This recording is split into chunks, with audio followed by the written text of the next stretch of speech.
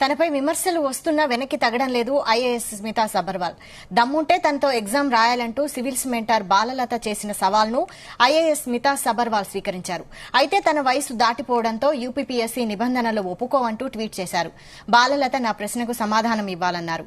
మీ దివ్యాంగ రిజర్వేషన్ను ప్రజలకు ఫీల్డ్ వర్క్ కోసం వినియోగించారా లేక కోచింగ్ సంస్థను నడిపేందుకు వాడారా అని స్మితా సబర్వాల్ ప్రశ్నించారు.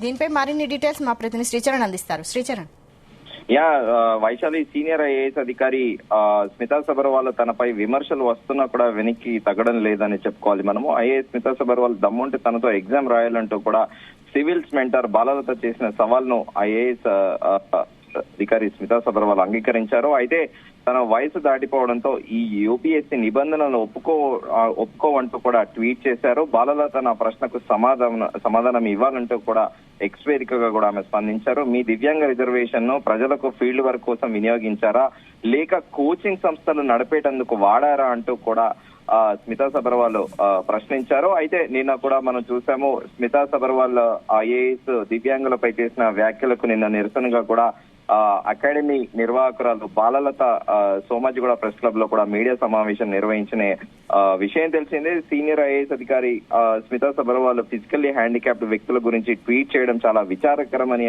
ఆమె ప్రస్తావించిన విషయం తెలిసిందే. ఆమె ట్వీట్ ఆమె వ్యక్తిగతమా లేక ప్రభుత్వ విధానమా అనేది కూడా ఆమె నిన్న ప్రశ్నించారు. కోడ్ ఆఫ్ కండక్ట్ కు వ్యతిరేకంగా ప్రవర్తించారు.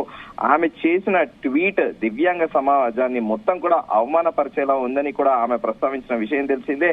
ఆమె చెప్పేది ప్రభుత్వం తరఫున లేకపోతే ఆమె వ్యక్తిగతమా అనేది కూడా తెలియాలని కూడా నిన్న ఆమె ప్రస్తావించిన విషయం తెలిసిందే. అయితే చీఫ్ సెక్రటరీ ఈమె ట్వీట్ పైన కూడా ఖచ్చితంగా కూడా యాక్షన్ తీసుకోవాలి. చీఫ్ సెక్రటరీకి విచక్షణ అధికారాలు ఉంటాయని కూడా ఆమె నిన్న ప్రస్తావించిన విషయం తెలిసిందే. దీంతో పాటు ఆమె కాంగ్రెస్ లో దిగవంగత లీడర్ జైపాల్ రెడ్డిని కూడా ఉద్దేశిస్తూ కూడా ఆమె కీలక వ్యాఖ్యలు చేసిన విషయం తెలిసిందే. జైపాల్ రెడ్డి ఒక దివ్యాంగుడు, దేశంలోనే అత్యుత్తమ పార్లమెంటేరియన్ గా కూడా బహుమతి పొందారు. కేంద్రంలో కీలక మంత్రిత్వ శాఖలు కూడా ఆయన నిర్వహించారు.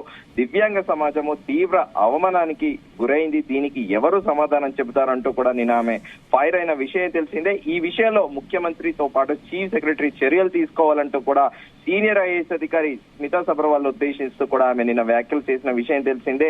అయితే స్మితా సబర్వాల్ తండ్రి ఐఏఎస్ అధికారి, భర్త ఐపీఎస్ అధికారి, పేదరికంలో మగ్గుతున్న వారు ఏఎస్పీకి సెలెక్ట్ అవుతున్నారా అంటూ కూడా ఆమె ప్రశ్నించారు. ప్రస్తుతం ఐఏఎస్ కి ప్రిపేర్ అవుతున్న అభ్యర్థులతో ఆమెకు పరీక్ష నిర్వహిస్తామని నిన్న రాయగలరా అని ఆమె ప్రశ్నించిన నేపథ్యంలో ఈ రోజు సీనియర్ ఐఏఎస్ అధికారి స్మితా సబర్వాల్ కూడా తన ఏజ్ యాక్సెప్టెన్స్ ఉండదు, నేను రాయడానికి సిద్ధమా అంటూ కూడా ఆమెకి ఎక్స్ వేదికగా కూడా ప్రతిస్పందించారు. అయితే నిన్న చాలా కీలకమైన విషయాలు కూడా ఆమె బాలలత ప్రెస్ కాన్ఫరెన్స్ లో కూడా మాట్లాడిన విషయాలు తెలిసిందే. మీ సామర్థ్యాలపై మాకు అనుమానాలు ఉన్నాయి, వాటిని పూర్తి చేయగలరా అంటూ కూడా ఆమె ప్రశ్నించారు. అధికారులకు, ఐఏఎస్ అధికారులకు అందము ముఖ్యం కాదు, మానసిక సామర్థ్యం కావాలి అంటూ కూడా నిన్న బాలలత చాలా తీవ్ర స్థాయిలో కూడా ఫైర్ అయ్యారు. ఆమె కూడా ఎర్లియర్ సివిల్ సర్వీసెస్ రాశారు. ఆమె 2 మార్లు ఆమె కూడా తన సర్వీస్ నుంచి కూడా ఆమె బయటకు వచ్చేసి ఇంకా కంప్లీట్ గా తన అకాడమీకి చెందిన దాంట్లోనే బిజీగా ఉంటున్నారు. ఆమె మెంటర్ గా కూడా మొన్న 2022తో పాటు 2023 కూడా చూసుకుంటే మనము చాలా మంది కూడా ఈసారి సిబిఎస్ఈ అకాడమీ నుండి కూడా చాలా మంది తెలుగు రాష్ట్రాల నుండి కూడా ఐఏఎస్, ఐపీఎస్, ఐఆర్ఎస్ లకు కూడా ఎంపికైన విషయం తెలిసిందే. ఆమె పూర్తి స్థాయిలో కూడా తన అకాడమీ పైనే దృష్టి పెట్టింది. అయితే స్మితా సబర్వాల్ చేసింది ముమ్మాటికి కోడ్ ఆఫ్ కండక్ట్ కిందికే వస్తుంది. ఈమెపై చీఫ్ సెక్రటరీ తగిన చర్యలు తీసుకునే అధికారం ఉందని కూడా నేను ఆమె ప్రస్తావించిన విషయం తెలిసిందే. మానసిక పరిస్థితి సరిగా లేని వారే ఇలాంటి ట్వీట్లు చేస్తున్నారని కూడా నేను సంచలన వ్యాఖ్యలు కూడా చేశారు. అయితే తెలంగాణలో చాలా మంది అధికారులకు పని లేకపోవడం వల్లనే అనవసర విషయాలపై ట్విట్టర్ లో పోస్ట్ చేస్తున్నారంటూ కూడా ఇండైరెక్ట్ గా కూడా స్మితా సబర్వాల్ ఐఏఎస్ ని ఉద్దేశిస్తూ కూడా ఆమె నిన్న కీలక వ్యాఖ్యలు చేశారు.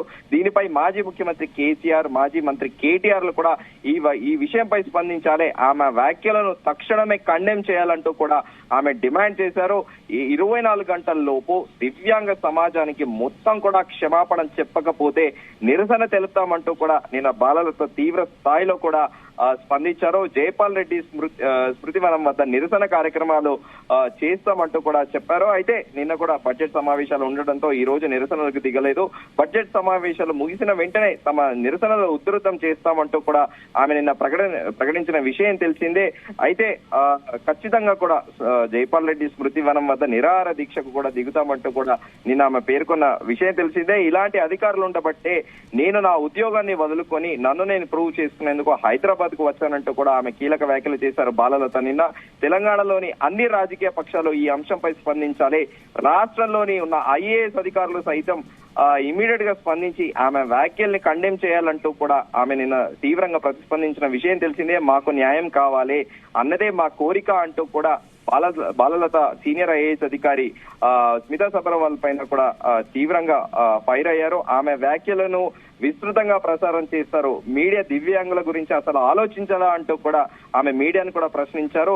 నేను రోజుకి 17 గంటలు పనిచేస్తా, నాతో సమానంగా ఆమె పని చేయగలదా అంటూ కూడా సీనియర్ ఐఏఎస్ అధికారి స్మితా సబర్వాల్ కు సిబిఎస్ఈ అకాడమీ నిర్వాహకురాలు బాలలత కూడా క్వశ్చన్ చేశారు. మీడియా కూడా బాధ్యయుతంగా వ్యవహరించాలంటూ కూడా ఆమె మీడియాను ఉద్దేశించి కూడా మాట్లాడారు. ఆమె వ్యక్తిగత జీవితం పైన ఏనాడైనా మేము మాట్లాడామా, ఇలాంటి వాళ్ళ చేతిలో పడే దేశానికి దరిద్రం పట్టుకుంది అంటూ కూడా మరో సంచలన వ్యాఖ్యలు చేశారు. సో అయితే ఇప్పట్లో ఈ వివాదం అనేది కూడా సమిసిపోయేలా లేదు.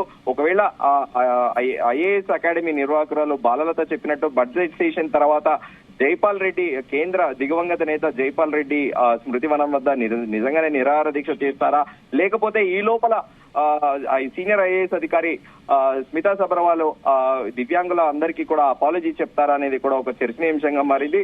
మరి ఈ ఎక్స్ వేదికగా కూడా మరి ఇంకా ఎలాంటి ట్వీట్లు ఎలాంటి వివాదం ముసురుకుంటుందనేది మనకి మనం వేచి చూడాల్సి ఉంటుంది. Vaishali, thank you Sricharan.